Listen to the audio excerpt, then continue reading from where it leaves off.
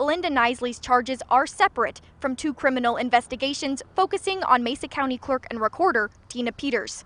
Those who know Maria say she embodies just what Hispanic heritage is all about, that in one way, shape, form, or another, it all comes back to family. However, this fuel is doing much more than just powering our buses. It's setting us up for a cleaner future. Before opening this new facility, SCL Health was providing primary care through existing space at St. Mary's Hospital, making this new and customized space all the more meaningful for staff and patients, not to mention more affordable. Lena, Logan, I'm here at the 500 block of 29.5 Road, where the Sheriff's Department and fire crews responded to a fire at a house at 4:15 p.m. this afternoon. At the moment, all we know is that after the fire was extinguished, one person was found deceased inside. That person's identity, along with the location exactly of the fire inside the home, are not yet known. Neither is the cause of the fire. That's all we know for now, but we will continue to update you on this ongoing investigation. The coroner's office, as well as the Sheriff's Department, will have more information in the upcoming hours. Back to you, Lena and Logan. But where some see an uncertain future in Colorado's hops industry, others see potential.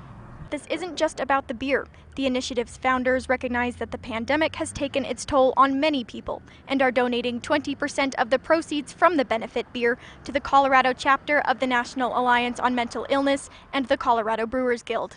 Job seekers and employers need to be prepared for new post-pandemic work expectations and environments. Over 100 people gathered at the corner of Main Street and Townsend Avenue in Montrose to commemorate the life of 20-year-old U.S. Marine Reilly McCollum Monday evening, whose mother lives there. The large showing illustrates the community's ability to come together when one of its members needs it most. This community comes together in times of crisis.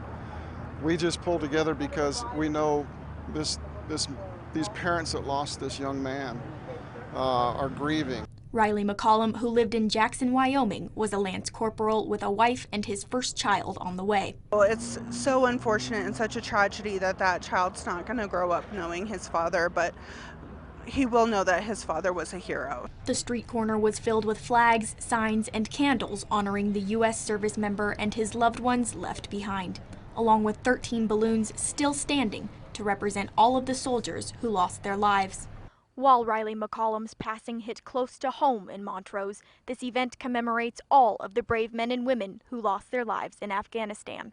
11 men and 2 women were among the 13 killed in the airport bombing. And of course, like my sign says, it's not just about Reilly, it's about the 13 members that we tragically lost. Montrose is proof that although 13 lives were lost, multiple communities across the nation are impacted by this tragedy.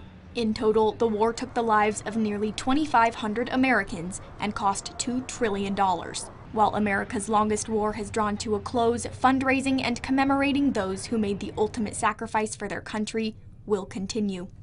Turn your Saturday into a Catter Day. Rescued cats and kittens in Mesa County will be the recipients of community support, and it comes in the form of an unconventional fundraiser. This yard sale is the first annual yard sale for the Loma Cat House, which is an adoption, rescue, and shelter for felines and kittens. The sale will run from 8 a.m. to 3 p.m. at 929 North Main Street, and you may be surprised at what you'll find. We've had like 5 to 6 households bring anything you could think of to help. So these are donated items from the community that will be used to sell, and great bargain shopping. Every purchase you make, big or small, will go towards a cause near and dear to 2 organizations in the Grand Valley. While the promise of discounted and affordable goods may pull you in, what will keep you at the sale is the cause you're supporting.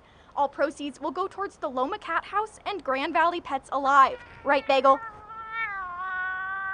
Each year, approximately 1.4 million cats are euthanized. These nonprofit organizations will use all funds from the sale to provide rescue cats with medical care.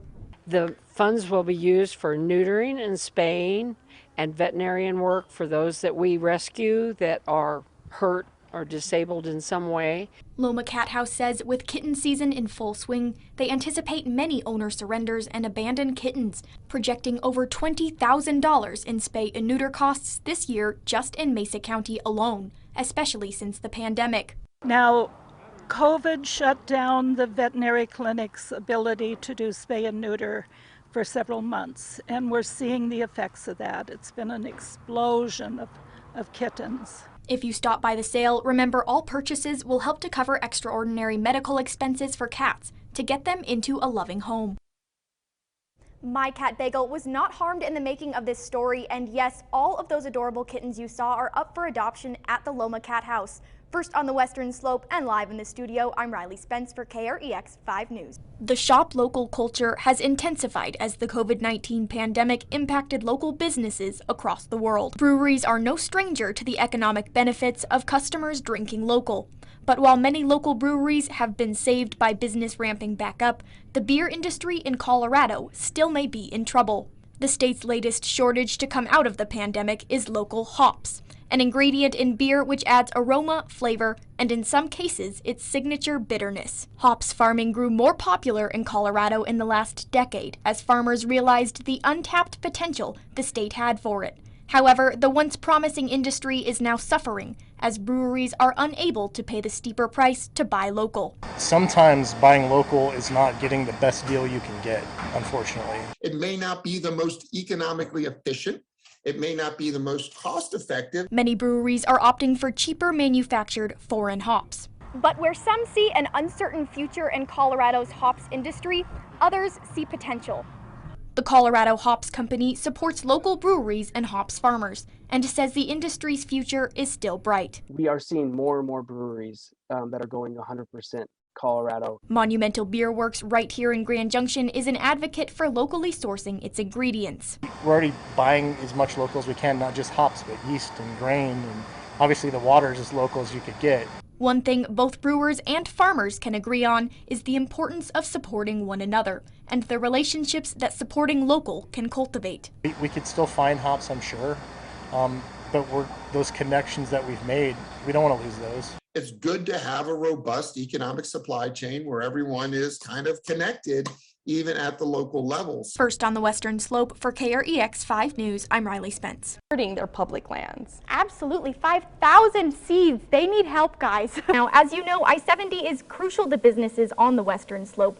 Are you confident, as you said before, that we can reopen it as soon as Saturday?